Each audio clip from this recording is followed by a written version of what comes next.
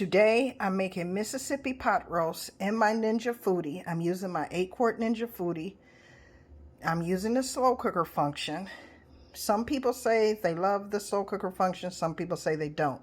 The ones that don't, I guess, are not liking it because they're comparing it to a crock pot, which it's not. It's a true, actual slow cooker. So I have my chuck roast that I've already seasoned and it's ready to go. I coated it in beef tallow first, then I seasoned it with these seasonings. Again, these are the seasonings that I used after I coated the meat in beef tallow. I did clean and rinse my meat first. So I have my Ninja Foodi ready, and I'm going to choose right now the sear saute function. And I want it on high, and I'm going to hit start. So I'm going to brown my chuck roast. I'm going to brown my chuck roast first. So I'm going to let it warm up for about 5 minutes, and when it's nice and heated, I'll be back. I'm back, and my Ninja Foodi has heated up, so I'm going to place it in my Ninja Foodi, and I'm going to let it brown on each side, 5 minutes per side to get it nice and brown. I'm going to do that, and I'll be back. Just to show you that this is, I have the first side browning, so when it finishes browning for 5 minutes on this side, I'll flip it over and show you and come back. Okay, I've gotten my meat nice and brown on both sides.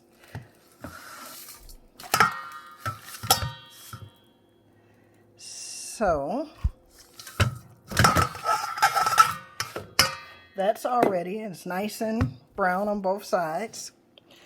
So now I'm going to go deglaze my pot and come back and start the slow cooker function, and I'm going to prepare my roast for the Mississippi pot roast by adding I'm about to add the au jus, 1 pack of that, 1 pack of ranch, and my peppercorns. And once I do that, I'm going to place it back into my Ninja Foodi on slow cook. Once I prepare that, I'll be back to show you. I've deglazed my pot. I put my roast back in here. So now I'm going to add these ingredients along with my peppercorns, and I'll be back. I'm back, and I've added my peppercorns, my au jus, ranch, and butter. I used a whole stick of butter, and I cut it up in 2 tablespoon size chunks. Each chunk of butter is 2 tablespoons. So now I'm going to put it back into my Ninja Foodi. I'm going to grab the glass lid, and I'll be back. I have placed my glass lid on top, and now I'm going to turn it on and choose the slow cook function. And I want, no, I don't want yogurt.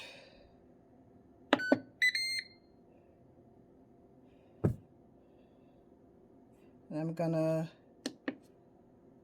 place it. Oh boy. I'll be back. Okay, sorry about that. This was my first time using the slow cook function, and my button says slow cook yogurt on my 8-quart as opposed to my 6.5 quart that has the slow cook function by itself. So sorry for the glitch. It's my first time using it, so I'm assuming that even though it says yogurt, I can use it to slow cook as well, because I've went through it and the only other option it says is ferment, which I do not want to do. So I have it set for 8 hours and I'm going to press start. And no.